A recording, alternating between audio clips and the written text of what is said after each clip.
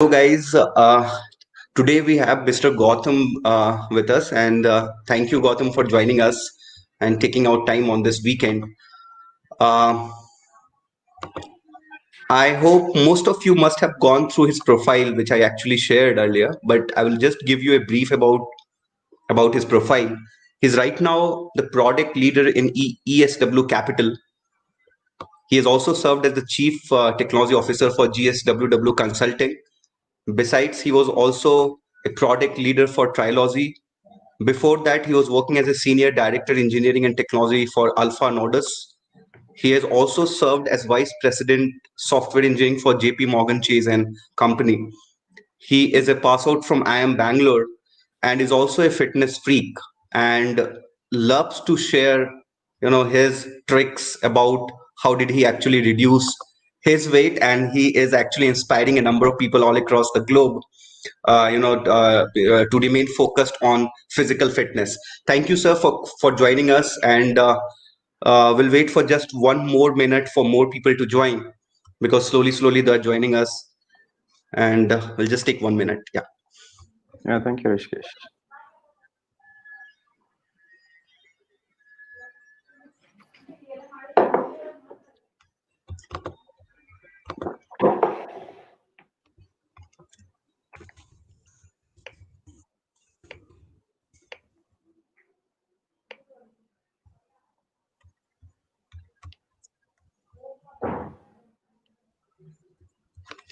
Okay, so we'll start with the session, sir. So I would like to put up the first question, which is there inside the minds of most of the young professionals, and also inside the mind of most of the final year graduates and the final year MBA graduates as well. That is it something, people who do good in their career, people who do good in their personal and professional life, is it something which they got as a kind of gift, or it was a kind of a consistent work? So I would like to ask you something about your childhood, especially those incidents which helped shape your personality. How was it like, your childhood? Yeah, so my childhood was very good. So I had a great set of parents, and I have a younger brother who is from BITS Pilani, and then he did his MS from Columbia, and he's currently in London. So my father is an engineer, my mother is a banker. So I had a great childhood. So basically, I did my schooling in Bangalore, then in multiple schools, and then I did my college in Jain College, and then I did my engineering from Bangalore Institute of Technology, computer science. So it was pretty good going in terms of education and all that. So I was in the top 3, 4 in the class, and maybe towards high school I moved to top one also. And then few incidents from my childhood that you were talking about, that you were asking me. So basically, I think most of my childhood just zoomed through, and I just remember that I used to study for the exams when the exams were there. But pretty much once I entered my 11th and 12th is when I enrolled for JEE, and so there was a coaching institution near my house. It's called BASE, and so that's when I really started getting serious about academics, and so I prepared for IIT JEE for a couple of years, and I got a rank in IIT JEE, but I didn't go to IIT because I didn't get a branch of my choice that time. But what I realized at that time was, in order to achieve something significant in your life, a lot of effort is needed. And I did put in a lot of long hours and studied a lot. So studied for 12, 13 hours a day for 2 consecutive years. And then I tried again and I got a similar rank. So I thought I'll just continue with my computer science in Bangalore itself. And that time we had like limited number of seats. So we had like 3,000 seats in IIT JEE, and you had to be in top 2,000 to get a really good IIT and branch. So, and I was in the top 3, 4 colleges in Bangalore. So I thought I'll just continue here itself. And so I did my engineering computer science here. So I would say that really shaped my career because, I mean, the way I think right now, not my career as such, but the way I think right now, because so it helped me actually understand the value of work ethic, And yeah, everybody is born with a certain amount of intelligence, but I think, like you said, it is the consistency and persistency that matters in the long run. So like Harsha Bogle talks about Sachin Tendulkar and Vinod Kambli, right? Like both of them were equally talented, but then in the long run, when Courtney Walsh bounced Vinod Kambli, he actually played his last test that that time. But then Tendulkar went on to go play, 100 plus tests, and I think 200 tests, right? So that's because of consistency and persistency, and the urge to keep improving oneself. And so even today, I continuously upskill myself. So it is not about somebody being very intelligent that they make it in their career. It's all about being consistent and persistent. Yeah. Sir, from this thing which you have told, being consistent, so I was just going through your LinkedIn profile, and what I found out is that, you have been consistently been doing, some degree, some certificate courses, and this actually reflects from here. So how do you think, especially for people who do ask that, how to maintain that kind of a learning agility in life, especially for people who are just entering into their career? Yes, I would say just set some time aside for upskilling yourself. So maybe a couple of hours a day, if that's possible, or maybe like 4 to 5 hours over the weekend. And yeah, you should definitely rest over the weekend. Not that you have to continuously work for 7 days a week and then work 70, 80 hours a week. I won't recommend that. But the 40, 50 hours that you work in your job, and then apart from that, if you can put in like a couple of hours a day or even 1 hour a day to upskill yourself, so that should be like 5 to 6 hours a week. So I think that's when it'll really add an edge to what you're doing, because little things add up over a period of time. And so that's what sets you apart, because that's when you go the extra mile, right? You're doing little more than what everybody else is doing. And so eventually that'll add an edge to the number of skills that you have. And so if you know a little more than somebody else, yeah, so you're obviously the when you go to an interview, they can really see that you know something else which somebody else does not know. And so, and you stand out, and that's how you get selected. Gautam, tell us one thing, like how important is it from, from being from, a big institute like IIT or IIM to be successful in life? Is it that important? It is important up to a certain extent. Like you're also from a premier institute, right? And so it is important up to a certain extent, because it will open one or two doors for you, but it will not open the final door for you, right? So you might get an interview call from a good MNC, seeing a good brand on your uh, because they saw a good brand on your resume.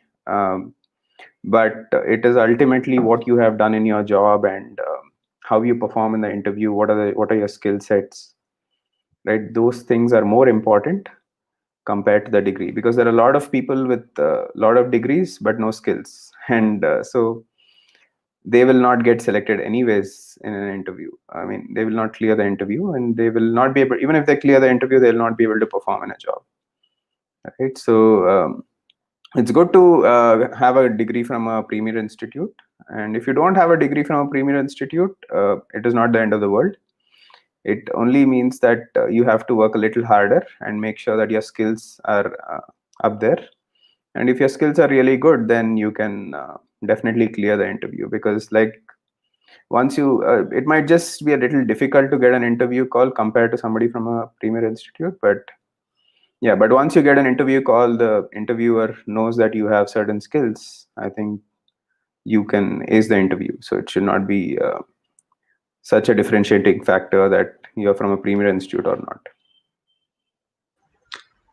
And Gautam, since you talked about degree and skills, Mhm. so is there a mismatch? Like, if you have got degree, you may not have a skill, and vice versa. Yeah, absolutely. Because a degree is something that you study for exams, and right, and Probably some people are good at studying for exams and they can clear an exam. But then at the end of the day, once the exam is over, have you really applied what you have learned? Have you applied that concepts in a practical scenario, right? So that's what is more important. So a lot of people might get very good marks in their exams, but at the end of the day, if those skills are not applied in a practical environment, I think eventually one will not be able to really remember those concepts. And I mean, it's just like how you have learned social studies or whatever it is that in your school, and if you have really not applied what you have studied, right, you will not remember it after a while. So you might have a degree, but if you have not applied those skills in a practical environment, it will not. I mean, you will really not remember, and you will not go deep, right? I mean, you will not be able to do good deep dives into those subjects and really be able to master it. Yeah, because a degree will get you started somewhere, but a degree will not help you, let's say, find a solution to a problem, right? Like a real life problem. So you have to really bang your head and apply all the skills, all the knowledge that you have, and then obviously do a lot of research. And yeah, those man hours spent in trying to solve a problem will really take you places. And Gautam, I got stuck at one thing. Like, you told that you got a rank inside IIT, but you joined Bangalore Institute of Technology, which is a very good college, inside Karnataka. I know that. Because you were clear of the fact that you wanted to join a particular branch.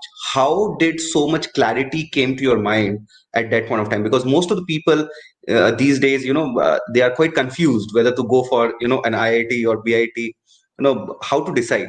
How was that clarity? How did it come?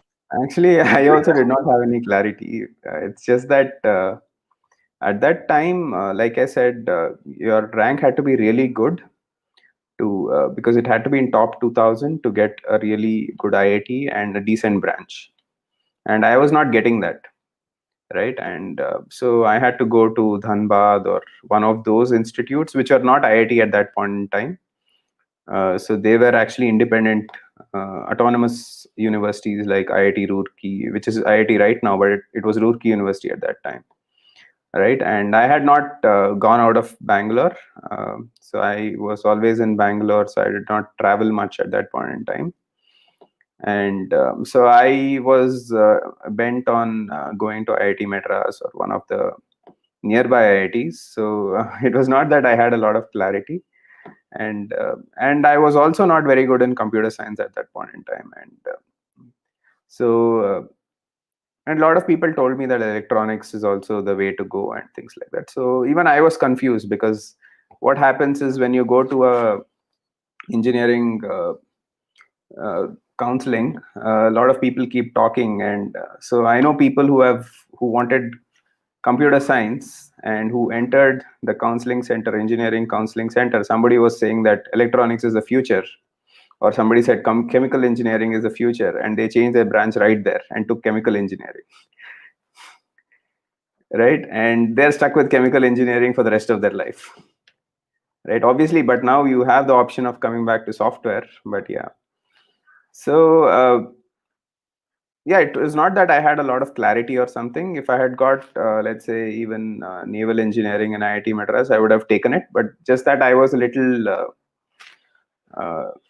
bent on going to a nearby IIT, and I only wanted IITs. I didn't want to go to NIT and any other premier institute. So I wanted to try again, but then I got a similar rank, so as fate would have it. So I just continued here. And Gautam, since you talked about base, so I too have got a connection at base. There is one Sir H.S. Nagaraj who actually heads the entire base institution. Now it has been acquired by Resonance now, so they are now in a partnership. So H.S. Nagaraj is some person whom I've really felt is a very good mentor. Because while I was working in Bangalore after my engineering, I was in touch with him for around about 1 year, and he always used to tell me, how to go about the things, because I was not in a good state of mind at that point of time. I was quite confused between MBA or MS or something like that. Mm. So what do you think, what is the role of mentors, and how can somebody find a mentor, kind of early on in the life, especially while you are in your 11th class, 12th standard? How can you find mentor at that point of time? Yeah, like you said, I think HS Nagaraj is a great mentor. So it was a serendipitous incident for me, at least, because I happened to join base, and so he guided us all through in clearing IIT JEE. And yeah, I think it's great that you have worked with him as well. And yeah, I think I saw in your LinkedIn profile as well that you worked for base for a little while. Yeah, so yeah, role of mentor is really important because but we don't understand it very earlier on. But in my case, like I said, it was an accidental good fortune that I met a good mentor early in my life. And so how do you identify a mentor is, I think, like they say, when the student is ready, the mentor shows up.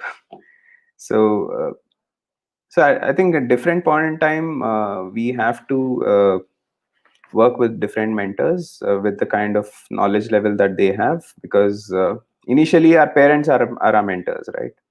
Till we really see the outside world. But then once we start seeing the outside world, the parent my our let's say our parents are our well wishers, but they may not be really our mentors, right? Though they would want to mentor us, because in certain cases they might think that they are eligible to mentor us, but then what we must understand is they may not have the knowledge that is required to take us to the next step. So we really have to find people who can be really good mentors to us.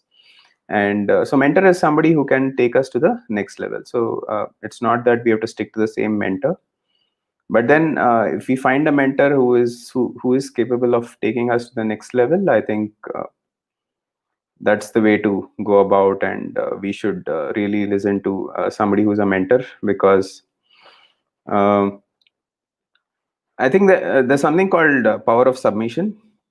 So a lot of people, it's a very misunderstood word. So submission, a lot of people think that if I submit to somebody, then I'm like a doormat. But then that's not the case, because if you have a really good mentor, and if you submit to what he's saying, so submission means you have power over the mentor, right? Because if I'm mentoring somebody and somebody really listens to me, it means that I cannot afford to commit mistakes, right? Because he has power over me, or he or she has power over me, because they are really listening to me. At the same time, it does not mean that I'm going to be an yes man, and I'm going to just keep saying yes to what my mentor says. But yeah, we will have those meaningful discussions, and we will have those conflicting opinions. But eventually, a mentor is a sounding board, right? So if you want to do something, you just check with your mentor, and then most of the cases, most of the time, your mentor would say yes, go ahead, right? Because I think you're doing right, or whatever it is. But then those 10% of course corrections that your mentor can do, I think that will decide a lot, right? Because a 15-degree deviation in your path over a period of 10 years can be a lot, right? And so that 15-degree deviation your mentor can do. And everybody has a mentor. If Sachin Tendulkar thought that I don't need a mentor, then I don't think he would have played 200 tests. I'm sure Virat Kohli has a great mentor, right? Because every time they have a chink in their armor, they have to talk to somebody. Otherwise, when Virat Kohli went to England in 2015 and got out to Anderson many times, and then I think he came back in 2018 and played really well against England, right? So he course corrected himself. So I'm sure he did a lot of work. He spoke to a lot of people, but then he would have listened to one or two people who can really help him at that point in time, and then got his batting on track, and then he was able to perform really well. So it's the same thing for all of us, that we should choose a mentor who can guide us and take us to the next step. And and it is not that and sometimes what happens is we speak to multiple people, and then we actually take the opinion of somebody whom we like, because that is the opinion that we want to hear, and we don't talk to a mentor who actually corrects us sometimes because we don't like it. And actually that's probably the best advice that we want to hear at that we should hear at that point in time, but then we are not ready to take that advice.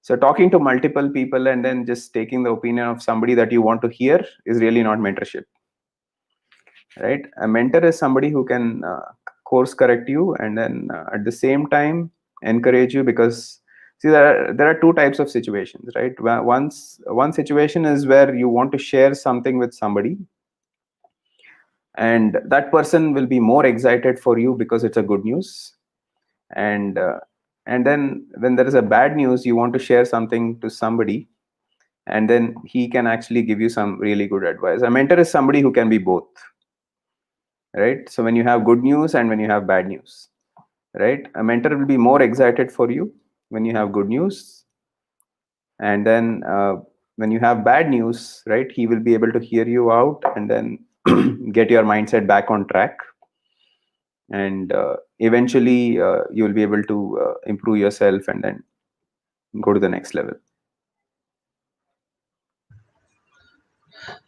And Gautam, one more question on the same thing is that is it actually required for the mentor to be from the same field, from the same domain in which we want to pursue our career in? Actually, yes and no, because if the current mentor that you have has no idea about the field that you want to be in, yeah, it is good to choose a mentor that who has good knowledge about that field. But then there should be one mentor that you should listen to for all the who's accountable for all the things that happen in your life, right? Because yeah, you can take advice from people who have very good knowledge about, let's say, a certain field, but then they will not have the complete picture of your entire life. They can probably help you get a job, or maybe help you crack a cat or something, and help you get into a good MBA institution or engineering institution.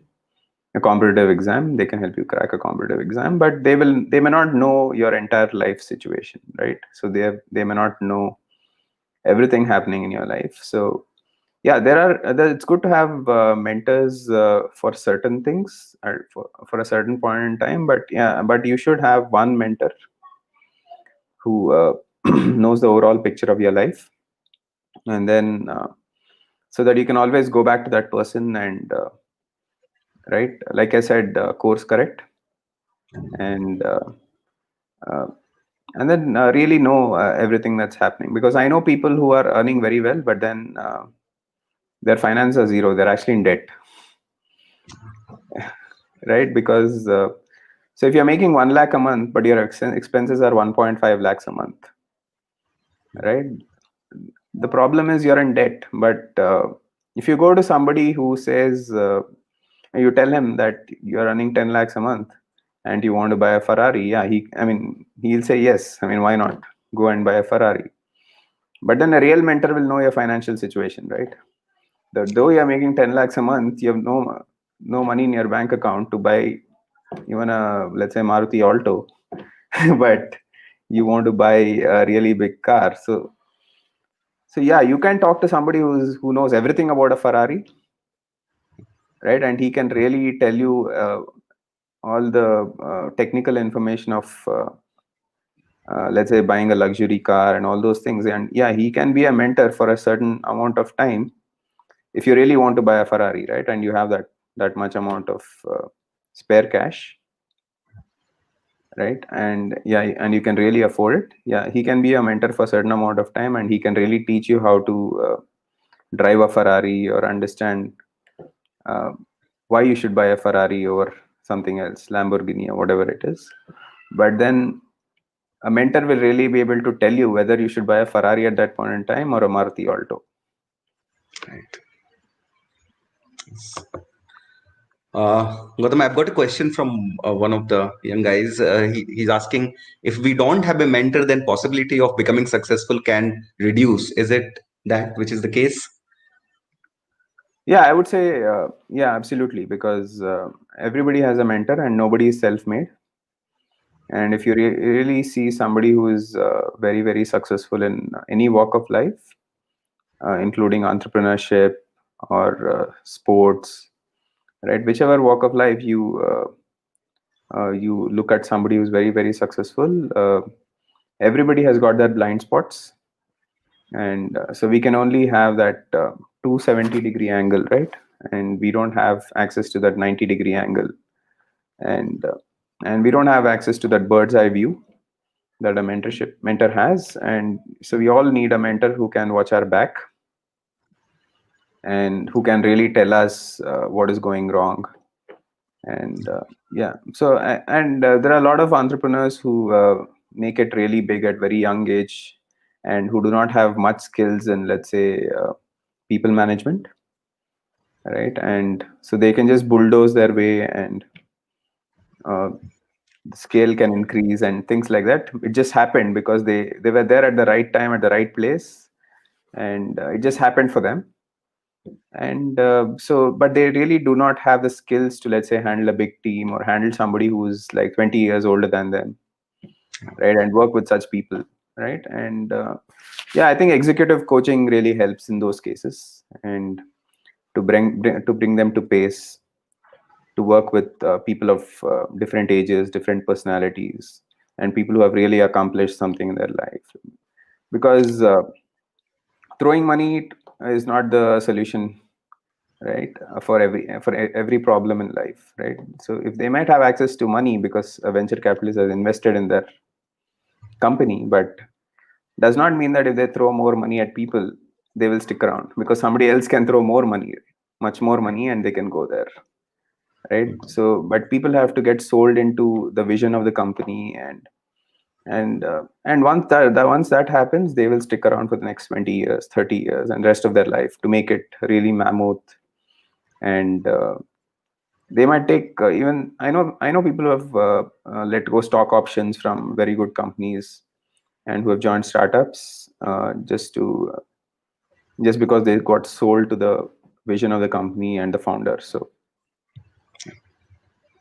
yeah, so mentorship is really, really important, and I think we should choose a mentor very wisely, because a mentor can make or break your career and life.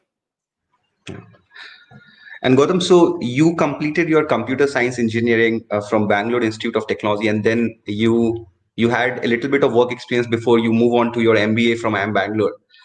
So how was this transition like from computer science to MBA?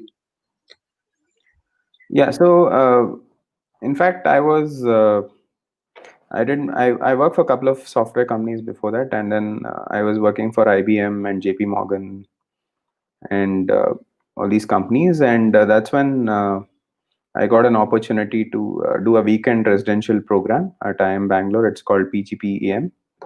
And so it was, in fact, I was wanting to do an MBA, because when I was, let's say, fresh out of college, so I tried writing CAT in my third year and fourth year, and I got very high percentile. But then again, I was bent on IIMs and all those things, and so at that point in time, I couldn't crack IIM. But then uh,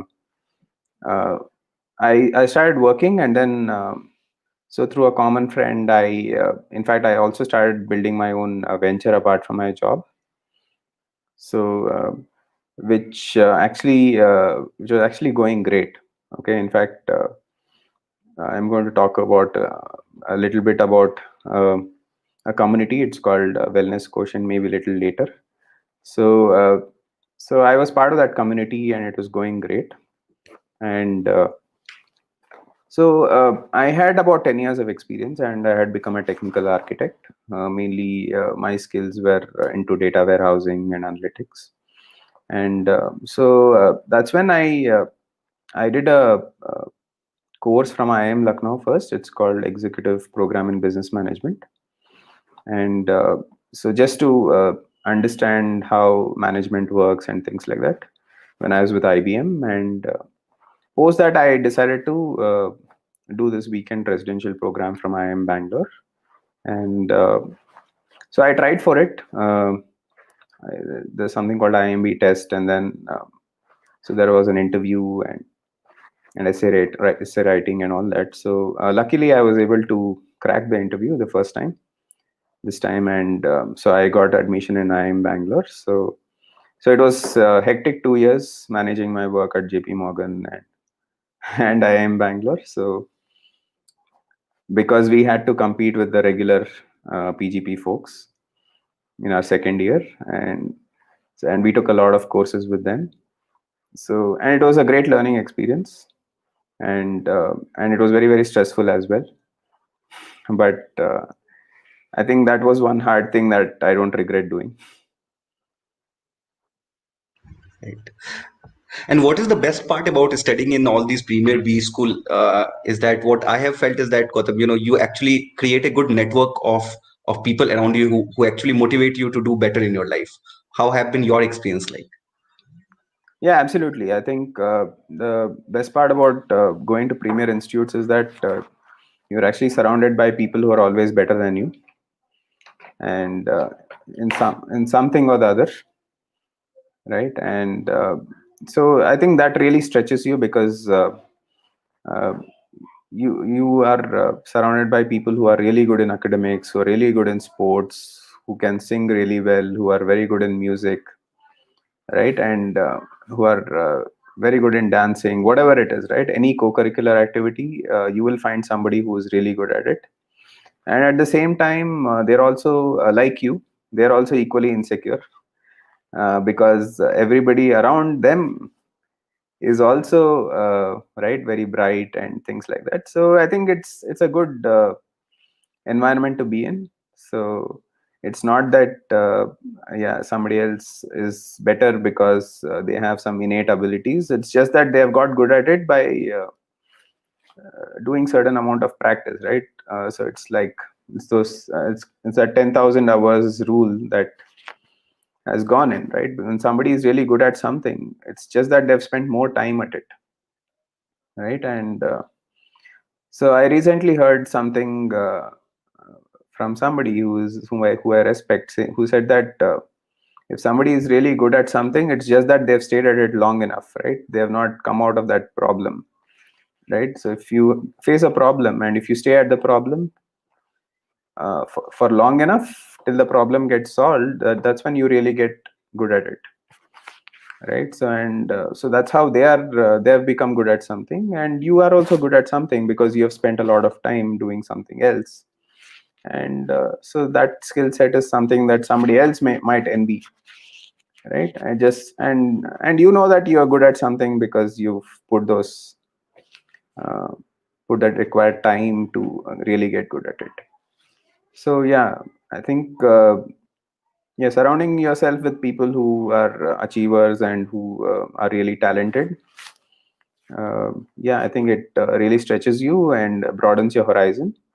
And so that's what I've always done. I've always been around people who are better than me, and that's what I've strived to do ever since. And that's what my parents told me also, and that's one good advice that every parent gives their kid, that no parent will tell you that, yeah, go and hang around with people who are good for nothing, right? So everybody says hang around with people, every parent says hang around with people who are better than you. And yeah, that is something we forget along the way, right? And if we always hang around with people who are better than us, we always feel stretched.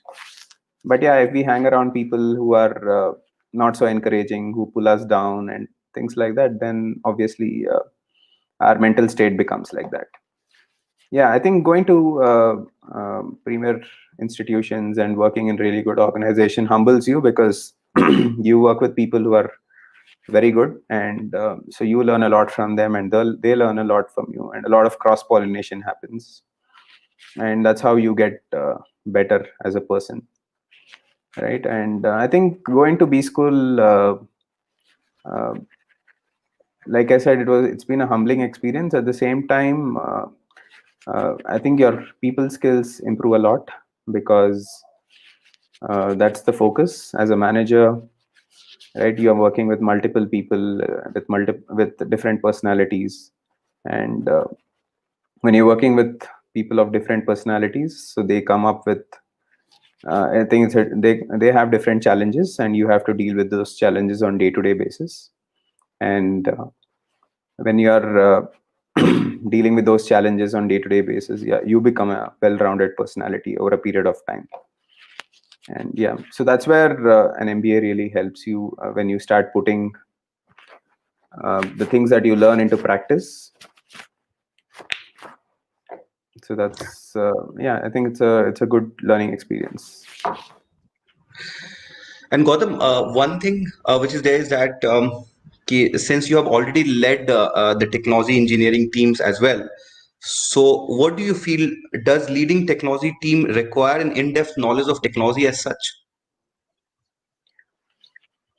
Yeah, I would say leading technology teams does require in-depth knowledge of technology, because as a manager, you should be able to technically coach somebody, right? So since I am from a technology background, still I find it difficult to cope up with emerging technologies, and that's the reason why uh, certain amount of upskilling on weekly basis is required.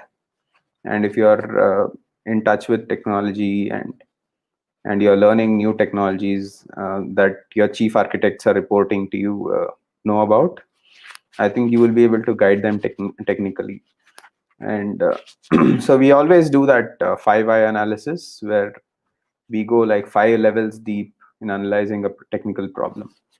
And so if I have to work with my chief architect, who is really good at technology, and I should be able to talk technology with him and contribute to the discussion, right? And technically guide him or coach him and provide him technical alternatives. And so I would say being in touch with technology is really important. And these days, every startup wants to be in technology, because right, it's the world of digitalization and internet and uh, network, right? So I think technology startups are really making it big, and so it's really good to know different technologies and keep abreast with all the emerging technologies, and that's what I do. Okay, so Gautam, I've got a question from Aditi. She's asking, as you said, if the student is ready, mentor arrives. Does it ever gets too late to have a mentor in career? Not at all. I think you can choose a mentor. I think it's better late than never. So if your career is not going as expected, and you want to take it somewhere else, I think you should seek out a mentor who can really help you, and who has been there and done that, and who's probably walked a similar path, and talk to that person, and uh, really speak your heart out, and say and seek advice, and at the same time follow the advice that is given. Like I said, seeking out multiple mentors, and finally wanting to hear things that you want to hear, right? And so I think that will take us nowhere.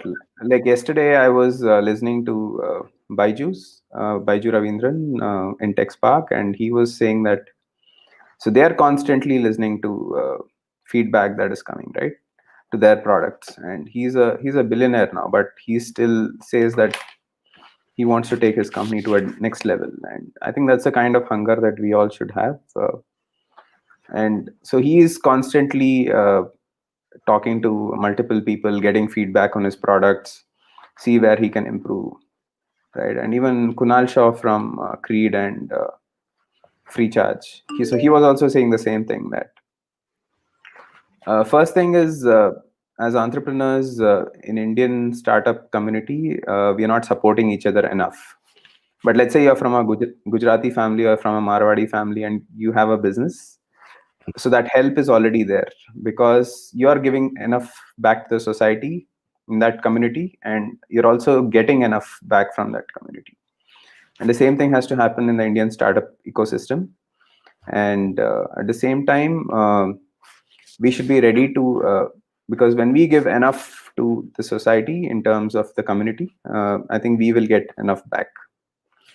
And so that contribution is not there because we're all there in that cocoon of what we are doing. And if we try to help out other people, I think we will get help back. That is so true, Gautam. Like whatever we actually give out, the same thing actually returns to us. And this though I have felt for many a times in my life. Howsoever I have behaved with people, the same thing, the circle has got completed one day or the other. Exactly. Yeah. The world is a mirror, right? If you frown at it, it frowns back at you. And if you laugh at it, it laughs back at you. So if you smile at it, it smiles back at you. So yeah, the world is a mirror, and whatever you get back is a reflection of yourself. And if you do good things, you get back good things. Gautam, I would like to discuss some points regarding the startup ecosystem in India. Especially the first point is in terms of product development. What do you think should be the key steps towards product development, especially for early stage startups? And the second question, which is very much related to this, is how to make sure that the market research that you are doing is appropriate and the data can be trusted upon. Okay, I'll take the second question first. And so when it comes to market research, I think there are two ways to look at it. One way is maybe the Google way, and the other way is the Apple way. So Apple says we don't do market research, right? Because in fact, the end customer does not know what they want, and so they come up with some really innovative products. And if you look at iPhone or whatever it is, or Mac or whatever it is, it's a path-breaking product, right? Which a customer could never imagine. So if you talk to customers and get the data, asking at that point in time, do you want internet in your mobile? They had no idea, right? About 15 years back. But a visionary like Steve Jobs was able to think about such things, right? He was able to get internet in your phone, right? I think that's a path-breaking technology that Apple has been able to bring in. But at the same time, Google does a lot of market research and keeps releasing a lot of beta products, and gets a lot of feedback from the customers, keeps improving their products, right? I think both of them are working. And so I would say I think there is no clear answer to that, like whether market research can actually help you improve your product or it does not.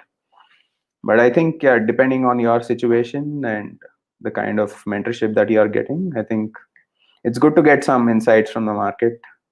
And so I think it's easier to go the Google way than Apple way, because yeah, if you get insights from the customers on regular basis and you're constantly improving your product, right, I think it's easier that way. And yeah, I think most people go the Google way than Apple way, because Apple just keeps improving their product all the time, and then finally when they release the product, yeah, it's a path breaking product, and rest of the people follow that. Like it's a new trend in itself that everybody else wants to follow. And So the product concept and the market concept, sorry, is like, many a times inside B schools, they will be telling that the product concept doesn't work that well. It has worked in case of Apple, but these days most of the startups don't follow that. exactly, yeah. What do you say? Yeah, I agree with you, because like I said, the Google way is easier, because if you keep perfecting your product by getting constant feedback from your customers, by releasing a lot of beta versions, yeah, I think it's a easier way to go about in the market, and easier to sustain yourself and show something to someone like an investor that you have this beta version and this is the kind of traction that you've been able to get for the products. And that way you'll be able to convince a customer, convince an investor, saying that you have this much customer base, and make him invest in your company and all that. Yeah, so I think that way it's easier to do a lot of market research and get the data on how many customers are using your product and what are the insights that you have from that. Yeah, I think yeah, that way it's easier. And coming back to your first questions, what was your first question? If you can repeat it. The first question was what should be the key steps towards product development, especially for early stage startups? Uh, so I think when it comes to product development, I think we should. So being a product manager myself, I would say you should just implement the features that the most important features that the customers want right now, instead of going for fancy features, right? And you should look at important and urgent features and implement those, right, which the customers really need. And you should always work towards adding those features which will cause growth in the market. And so those constant experiments have to keep happening. The growth experiments have to keep happening. That which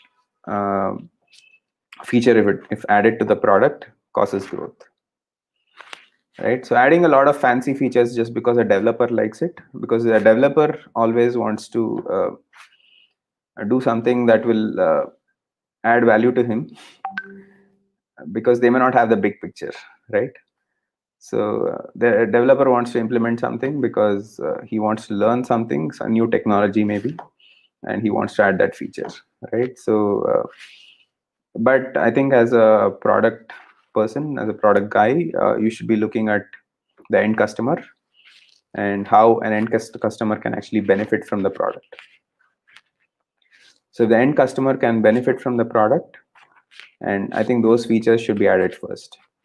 And if more and more customers can use the product, and if the traction is increasing, I think the focus should be on those features first, so rather than adding features which are fancy. Yeah. And one more thing from the same product development perspective. So the word agile has got different meanings from different, in different perspective. What does this word agile means from product development perspective? I would say agile is nothing but iterations. So you work in sprints. So at the end of a sprint, you have something called a minimum viable product. So, right? Waterfall. What would happen earlier was you would have like somebody working on a product for 3 to 4 months, and once the product is done, then you would show to the customer and get feedback, right? And if the customer says this is not what I wanted, then you would lose those 3 to 4 months, right? And you would go back and then work on something for 3 to 4 months and then show them again. But now when you talk about agile only means that you're showing the customer something in 2 weeks or 1 week, and you are showing them a minimum viable product which is working in 1 week or 2 weeks, and the customer says this is not what I want, you've just lost 1 week or 2 weeks, right? And so at the end of every sprint, you're actually coming up with a minimum viable product. So let's say a customer wants certain number of features in sprint 1, then you give them those features, the customer likes it. Sprint 2, you add certain more features. But every product that is delivered at the end of a sprint is a working product, right? So I think if a customer wants a car, right, at the end of sprint 1, if you give him let's say a steering wheel,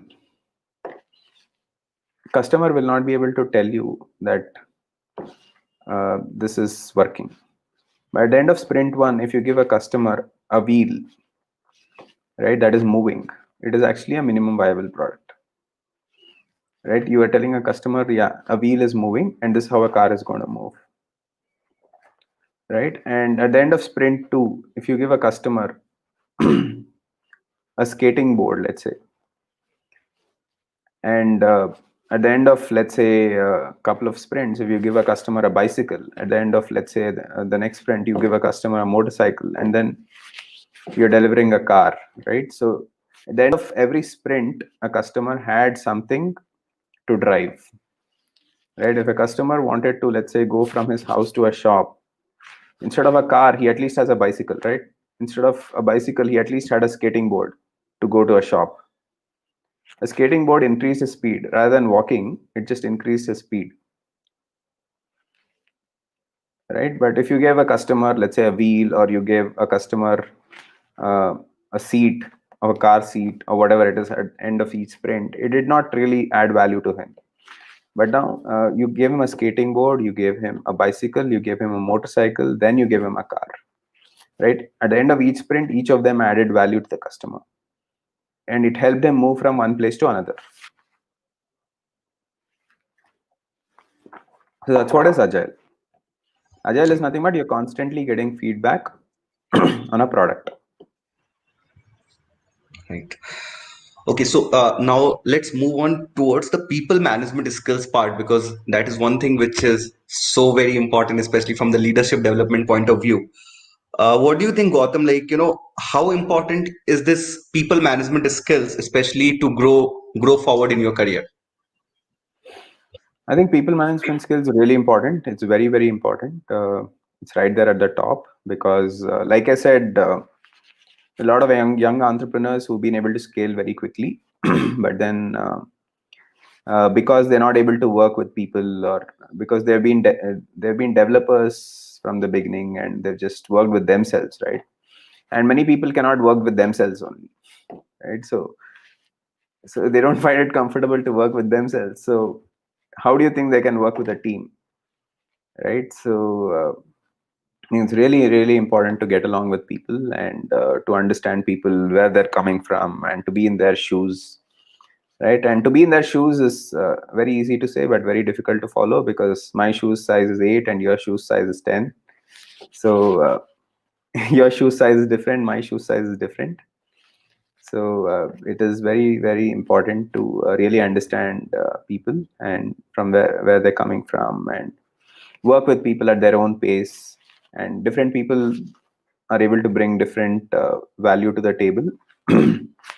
And we should always work with people's strengths and help them work on their weakness as well. But yeah, we should always help them work with their strengths and make sure that they're bringing enough value to the table. At the same time, we will have people with complementary skills and different types of skills that we can always leverage and make sure that a product is delivered, right? Because Virat Kohli is a very good batsman, but he's a very bad bowler, right? So if Virat Kohli's trainer had told him, no, you should become a bowler and not a batsman, then he would never have become a great batsman that he is today. At the same time, Sachin Tendulkar wanted to become a fast bowler, right?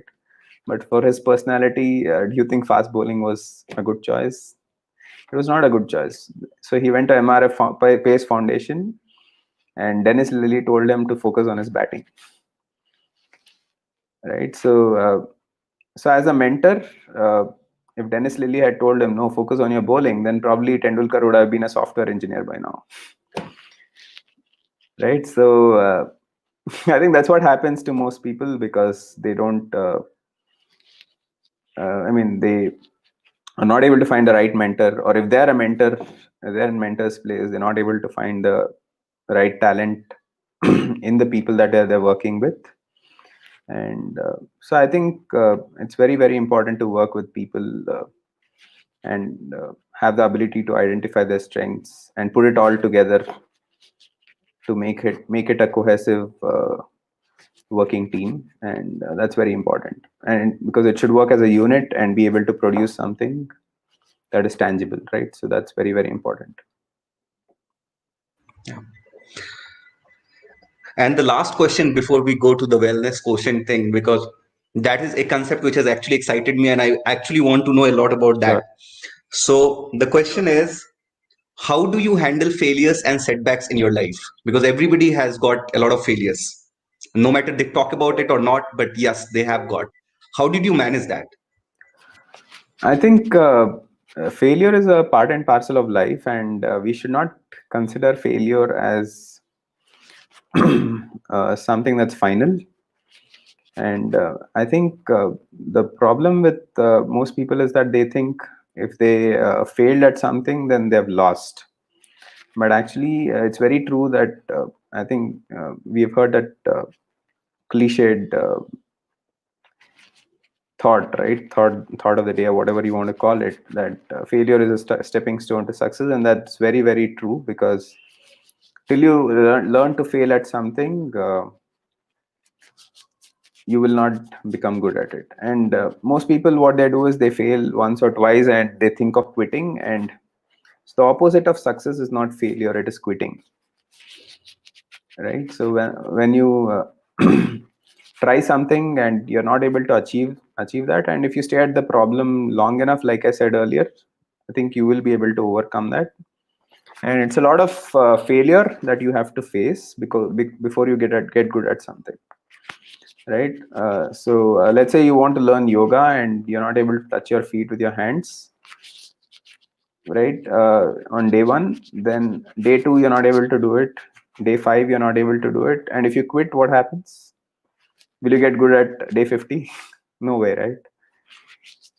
So same thing with swimming, so same thing with cycling, so it's the same thing in every walk of our life. And and the problem, I think there are few things with our education system and our professional life that does not encourage failure. And I think that's where I can understand where people are coming from, because if you fail in an exam, then people will treat you like a failure for life, right? Or if you, let's say, did not perform something at work, and you wrote a code and you had one bug, right? And your manager looks at you like a villain. So I think there are a few things in professional life and uh, student life which makes us feel like that we cannot afford to fail.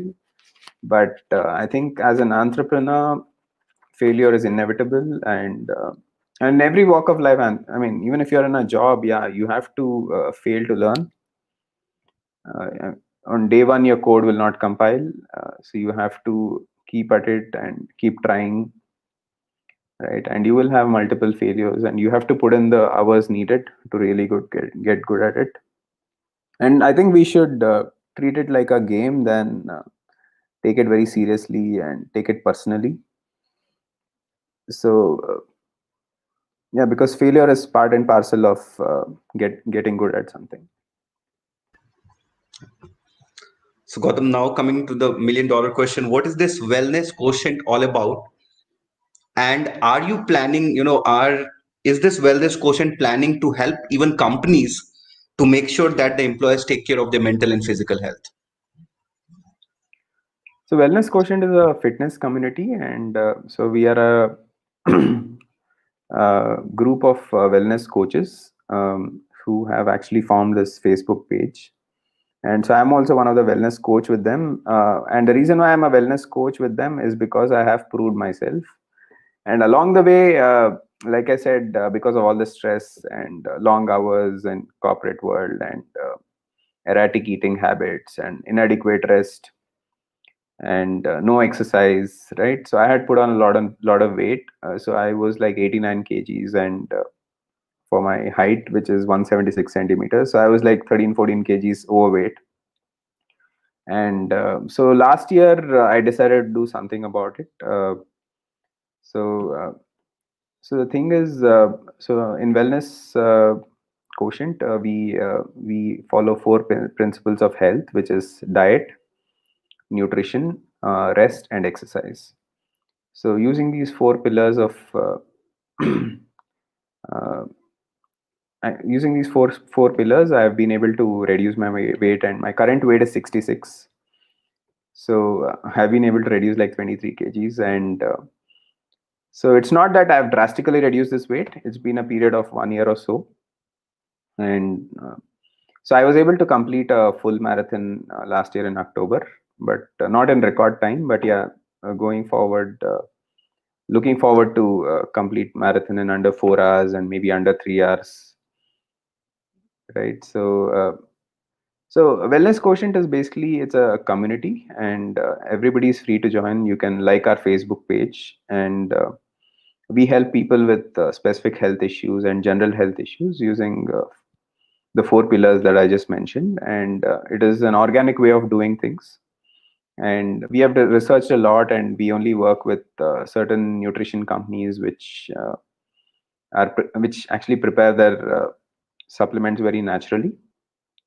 And so we also have weekly workout sessions that we do, and which is live on Facebook, on our Facebook page. And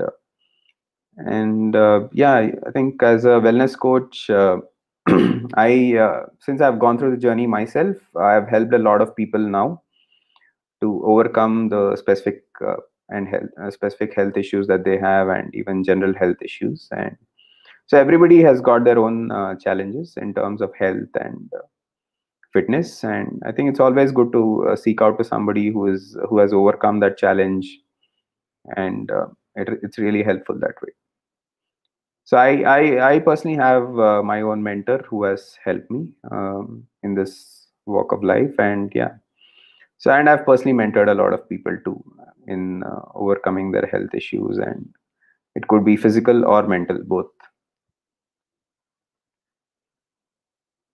So, on one hand, you actually talked about reducing your weight, but I would like you to talk about a little bit about the mental health aspect as well, like how they are linked, physical health and mental health.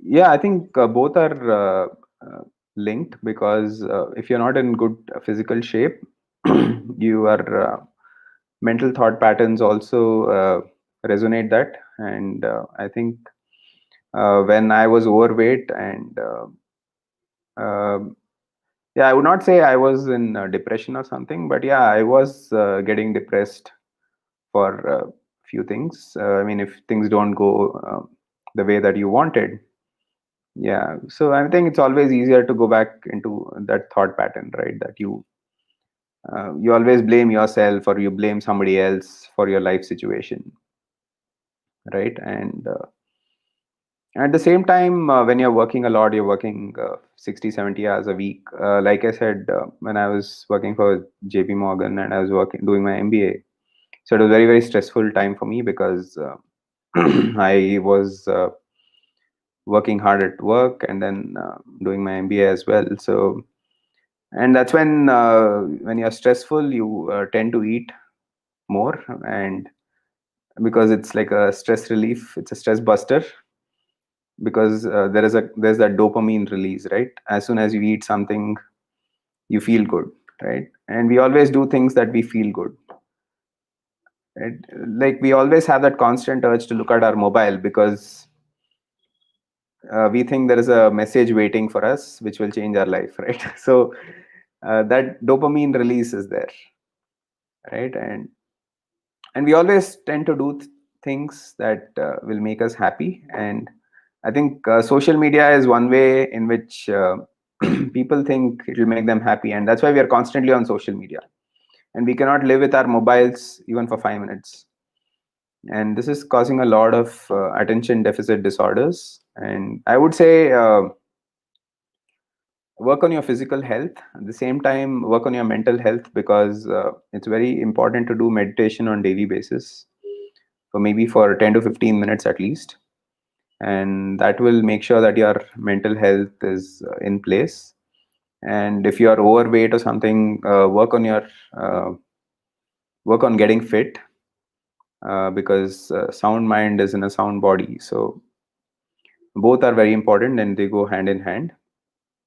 And if you are at home, if you are with kids, uh, keep your mobile phones away, because if you're having dinner or lunch, and your mobile phone is next to you, you constantly have that urge of looking at your mobile phone, because as soon as your phone starts buzzing, right, you turn it around and you start looking at it, right? So and then one more message, and this world of social media, where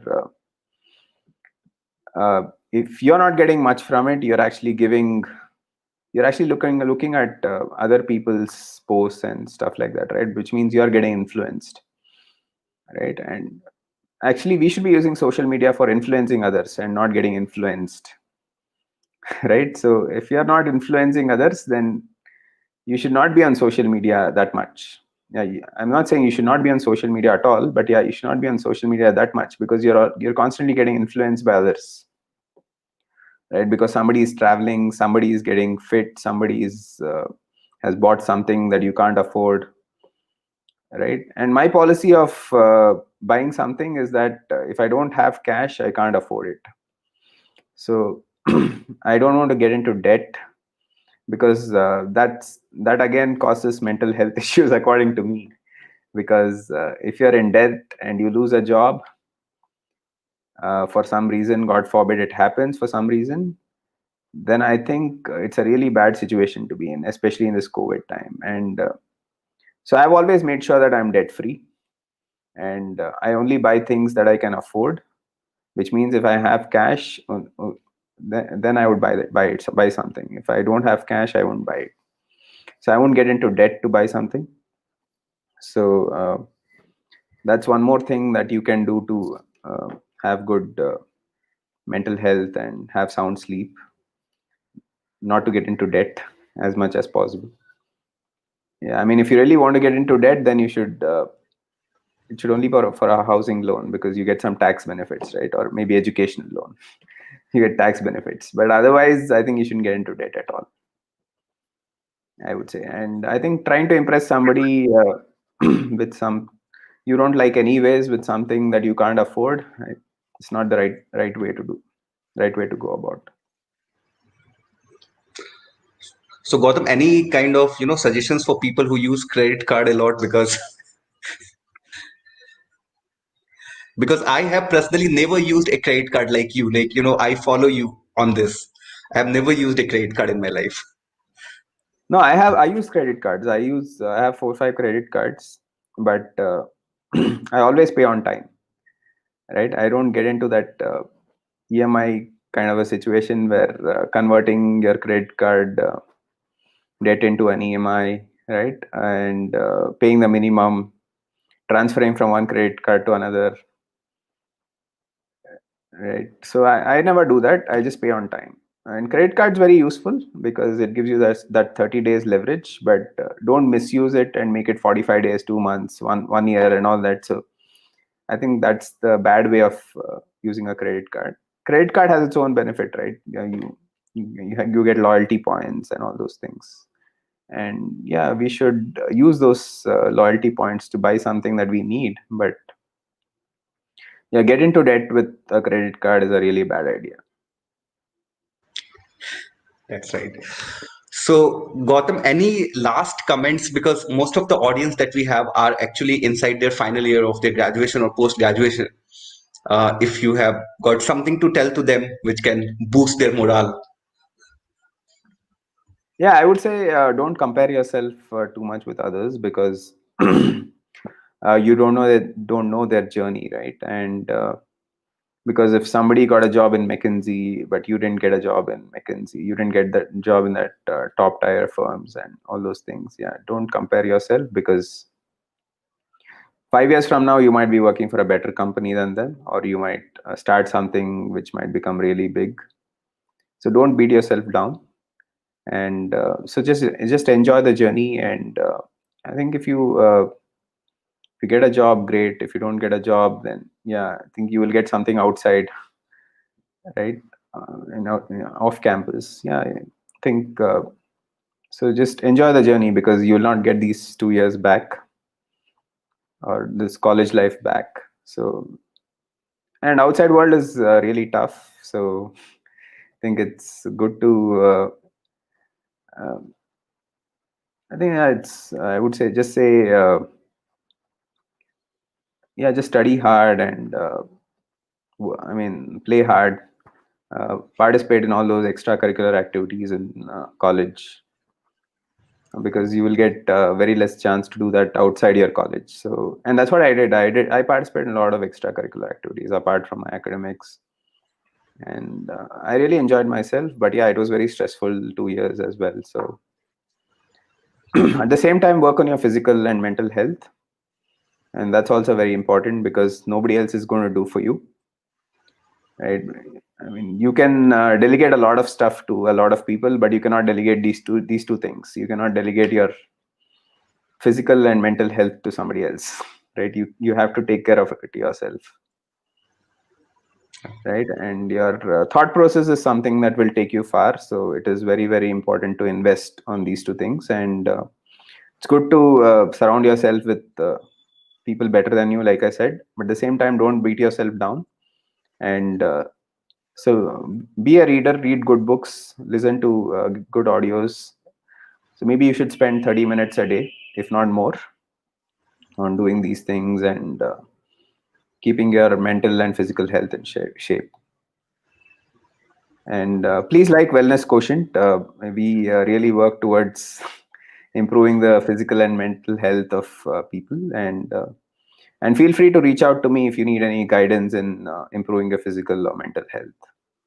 I'd be happy to do it. And we are a community, so we don't charge anything for our workout sessions or for guidance.